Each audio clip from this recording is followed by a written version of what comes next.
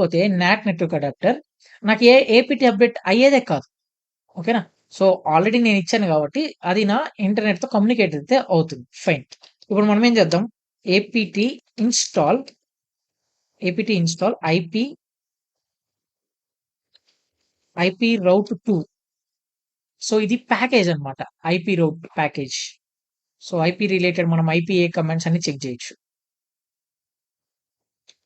So, IPA చూడండి. ఇప్పుడు నాకు ఐపీఏ అనేది పనిచేస్తుంది. ముందు మనం ఏమి ఇచ్చాము? చూడండి. ముందు మనం ఐపీఏ అని ఇస్తే నాకు ఎర్రర్ వచ్చింది. సో, ఆ యుటిలిటీ నేను ఇప్పుడు ఇన్‌స్టాల్ చేశాను కాబట్టి, నాకు ఐపీఏ అనే కమాండ్ వర్కింగ్‌లో ఉంది. ఓకేనా? ఇక్కడ చూడండి. బై డిఫాల్ట్‌గా ఇప్పుడు నేను కంటైనర్ లోపలే ఉన్నాను. కంటైనర్ లోపలే బై డిఫాల్ట్‌గా 172.17.0.2 అనే ఒక ఐపీ అయితే దీనికైతే అసైన్ అయితే అయిపోయింది. ఎవరిచ్చారు ఈ ఐపీ అనే దాని గురించి మనం కొంతసేపట్లో మాట్లాడదాం. ఓకే. ఇంకొంచెం సేపట్లో మాట్లాడదాం. ఫస్ట్ మనం ఈ రిక్వైర్మెంట్స్‌ని చెక్ చేద్దాం. సో, ఫస్ట్ రిక్వైర్మెంట్ ఏంటి? Container should have an IP address. So, మనకి కన్ఫర్మ్ అయిపోయింది. Now container 2 should communicate with each other. అంటే నా దగ్గర ఇప్పుడు ఇంకొక కంటైనర్ కూడా నేను క్రియేట్ చేయాల్సి ఉంటది. సో, ఇక్కడ నుంచి నేను ఎగ్జిట్ అయిపోతాను.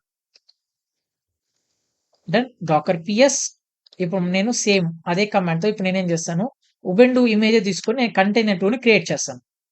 సో, కంటైనర్ 2 క్రియేట్ అయింది. డాకర్ పిఎస్ కంటైనర్ 2 అనేది కూడా రన్నింగ్‌లో ఉంది. ఇప్పుడు నేనేం చేస్తాను, దానిలో కూడా నేను యాక్సెస్ తీసుకుంటాను. కంటైనర్ 2 ఒక యాక్సెస్ తీసుకొని ఏపీటీ అప్డేట్ నాకు తెలుసు కదా! ఇప్పుడు ఐపీఏ అనే కమాండ్ పనిచేయదు. ఏపీటీ అప్డేట్ -y ఓకే. ఏపీటీ అప్డేట్ చేద్దాం ఫస్ట్.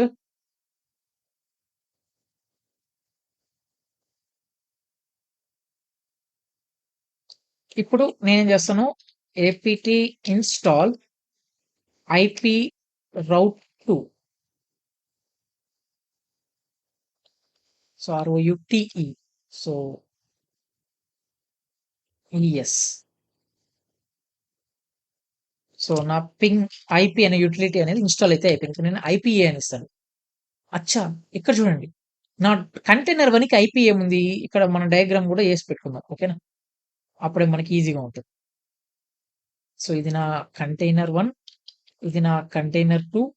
నా కంటైనర్ ఫస్ట్ మనం నేమ్ చేద్దాం. C1